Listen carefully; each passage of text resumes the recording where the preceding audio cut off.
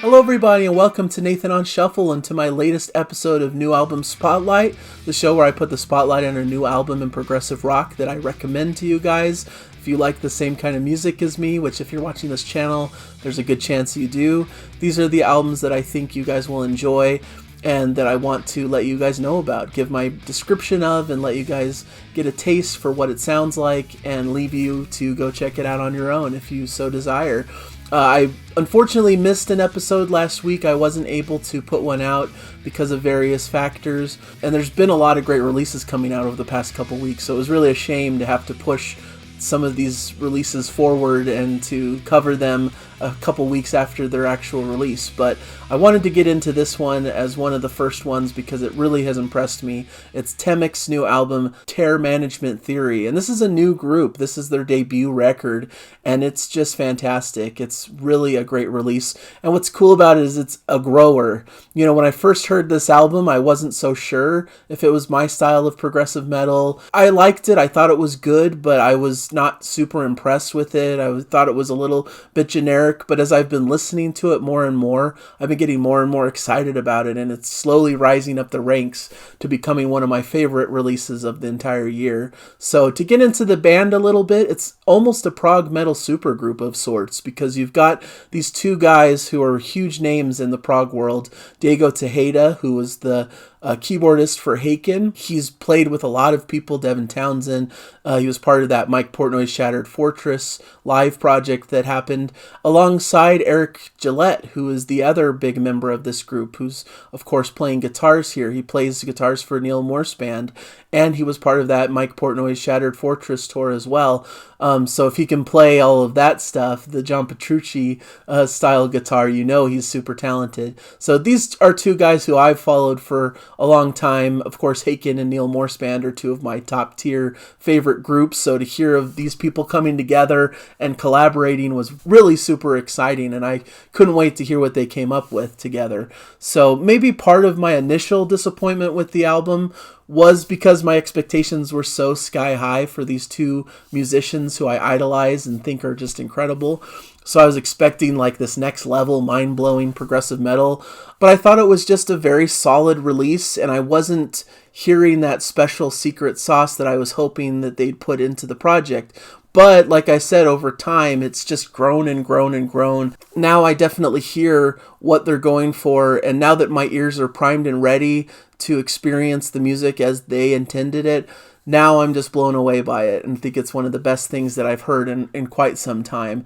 You know, and they're joined by Simon Sandness on drums and Frederick Kemp on vocals, who's part of a band called Marathon. They're incredible musicians on this as well, and there's incredible bass playing throughout it. I really like all of the bass work on the album, which apparently was done by Jacob Umansky, who apparently isn't part of the official lineup of the band, but man, he sounds incredible on the bass throughout this whole entire record. So I really love this.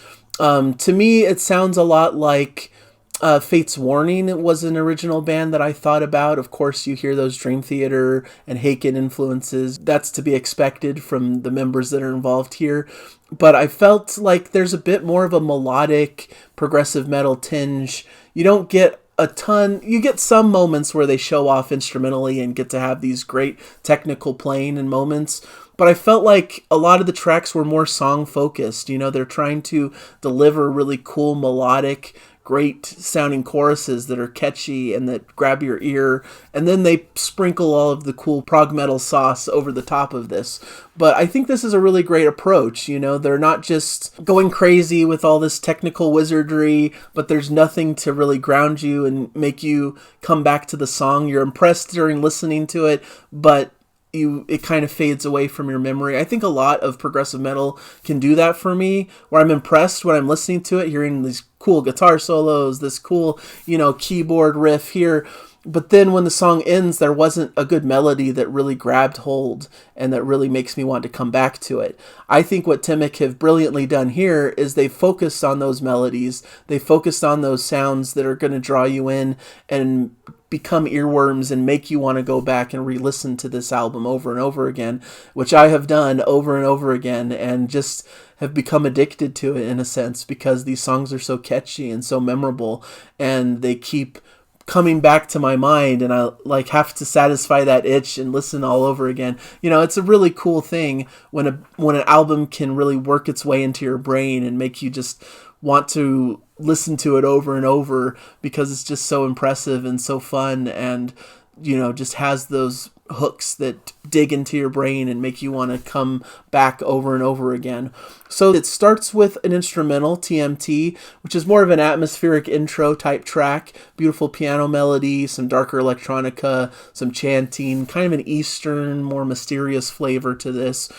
Before we get into the first track proper, Through the Sands of Time, which kicks off with high energy, some cool guitar riffs, some keyboard textures with wicked drumming, falls back into more of an atmospheric feel when the melodious vocals enter into the fray, which I noticed a lot throughout the album, that they have these cool, like, heavier moments, but it always kind of settles back when they get to the vocals, when Frederick Kemp gets a chance to really shine and showcase this really melodious voice that I really love. I think he sounds a bit like Einar Solberg from Leprous, but different quality, where Einar Solberg kind of goes off in these really high, rangy moments in his vocals and has these like overwhelming emotions and things. I feel like Frederick is a bit more grounded. He's able to have these beautiful, more angelic moments in his vocals, but it stays a bit more devoted to the song and not show-offy, if that makes sense. So it really complements the music well, and I really found myself enjoying his vocals throughout the album. I think it's an incredible part of the musical stew here on display. Just really smooth, beautiful vocals that never get too aggressive. They never get too over the top. I think it's just perfectly done and placed into the music and gives this extra quality of beauty. And you get a cool breakdown moment in this track with some stops and starts, plenty of cool glitchy keyboard work, leading to an excellent soaring guitar from Eric Gillette. Great opener that showcases what the band's all about. Like I said, that great, beautiful, hooky melody, but then enough of a sprinkle of this prog metal technicality over top of it to keep you entertained and interested and impressed with what the band's able to accomplish. Falling Away and Count Your Losses are two of the singles that came out prior to the release of the album, and they sound great here. Falling Away has some shuffling drums and some pretty falsetto at the start. A big hooky chorus, feels accessible without sacrificing that metal crunch. There's a cool breakdown featuring some of Diego's glitchy keys before we get back to that explosive chorus. So catchy, cool little track. Count Your Losses has some dark keyboard sounds, giving way to some massive heavy riffing, some pretty headbanging heavy verses, some great singing from Frederick that opens into a big anthemic chorus. Diego's dark keyboard textures give a lot of atmosphere and mood to the piece. I love the pounding, like Tool-like drums that happen in the midsection. The sound breaks down and we get some soaring 80s guitar in a bit more of an atmospheric setting with a focus on vocals and Eric providing some really great harmony vocals. Afterwards, the song builds in an epic way towards the finale that's really great. So really great track. I really enjoy this one. Great hearing Eric in the background and his vocals. I was kind of surprised when the band was announced and that Eric wasn't singing more lead throughout the album, because I think he's an incredible vocalist. He showcases it quite a bit in the Neil Morse Band, but I think it's kind of cool that he just settles in the background, focuses more on his impressive guitar work, but you hear him in the backing vocals every so often. That gives you just enough of a taste and flavor for his sound. Then this leads to one of my favorite sections of the entire album. This run of Skeletons, Acts of Violence, and Friendly Fire is some of my favorite music of the entire year, a highlight in progressive metal to me. This is where my interest in the album rose sky high. After hearing those two singles, which are solid, here we get into some really meaty stuff. Skeletons has a darker 80s synth lead before we get some heavy chugging riffage, broken up by some virtuosic brief guitar workouts from Eric. Really cool track, giving the vocals a chance to shine during the verses, but then blends it really well with some great instrumental moment. Halfway through, we get this super funky type breakdown with some killer bass work. Gives Eric a chance to shred on an extended guitar solo. We get some more funky antics with some excellent keys from Diego. Just a wonderful, fun, super expressive track that has a cool, funky vibe to it. I love Diego's keyboards throughout the album. He really adds a lot of character to the music. He has a very distinct sound and style, and adds a lot of these really interesting, different style keys that you wouldn't expect to hear from any other prog metal band. So it's really impressive, and that's one of my favorite tracks from the album, but from the whole year really, is Skeletons. Then that leads to Acts of Violence, which has some 80s keys and more subdued vocals, a little bit of a mellower vibe after this more intense Song of Skeletons. But you get a really great vocal performance with some awesome harmonies. Get an almost Beatles-esque kind of section and psychedelic type sound in the middle before the energy ramps up and we get a killer keyboard solo and more of Eric's stellar guitar soloing. It just leads to these epic heights and really has a great conclusion to it, which leads us to Friendly Fire, the other big track to me. This is an instrumental track that showcases the band's chops. We get a really cool Moog keyboard tone from Diego before the band kicks in with some really cool chugging riffage. Great keyboard lead melody in this track that takes center stage. It's very memorable. It plays in my mind all the time. And that's what's cool. There's some cool instrumentals out there from prog metal groups that go off in different directions and show off their playing and all this cool chops and all this kind of stuff. But what grabs you and keeps you coming back is when they have melodies that really grip you, that make you want to come back and re-listen to the song. And that's what Friendly Fire has to me, is this really epic repeating melody that grabbed me from first listen. And I thought it was a really cool melody that was triumphant and was, beautifully done, and replays in different ways throughout the track with different instrumentalists. So it's a really great expression of instrumental music. There's almost a heavy midsection that reminds me of Nil by Mouth by Haken, some of those heavy, more genty, stabs and darker melodies. But then Eric gets a chance to lead with a soaring guitar solo, and we get some great keyboard sounds, some sharp starts and stops from Diego doing his thing. It's just a really cool track that I really super enjoy, and I'm glad they took this opportunity to just showcase their abilities and some really great instrumental playing. It's really well done here and an expertly crafted instrumental.